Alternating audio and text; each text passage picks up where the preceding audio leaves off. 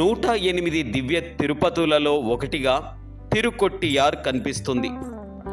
పుదత్తాల్వార్, పెరియాల్వార్, తిరుమంగై ఆల్వార్ కీర్తింపబడిన ఈ క్షేత్రాన్ని గోష్ఠీపురం అని పిలుస్తారు. ఈ క్షేత్రానికి ఈ పేరు రావటం వెనుక ఒక ఆసక్తికరమైన కథను వినిపిస్తూ ఉంటారు. హిరణ్యకశిపుడు పెడుతున్న బాధలను తట్టుకోలేకపోయిన దేవతలు కదంబ మహర్షిని ఆశ్రయించారు. హిరణ్యకశిపుడు రాలేని ప్రదేశం ఎక్కడ ఉందో చూపించమని దేవతలు కోరగా ఆ మహర్షి దేవతలకు ఈ ప్రదేశాన్ని చూపించారట.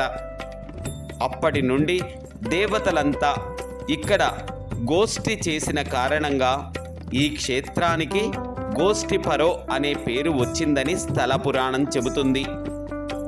ఇక్కడ స్వామివారు సౌమ్య నారాయణ మూర్తి పేరుతోనూ, అమ్మవారు తిరుమంగళ్ పేరుతోనూ పూజాధికాలు అందుకుంటున్నారు. ఈ ఆలయ గోపురంపై నుండే రామానుజుల వారు అష్టాక్షరీ మంత్రాన్ని ప్రజలందరికీ వెదజల్లారని స్థల పురాణం చెబుతుంది.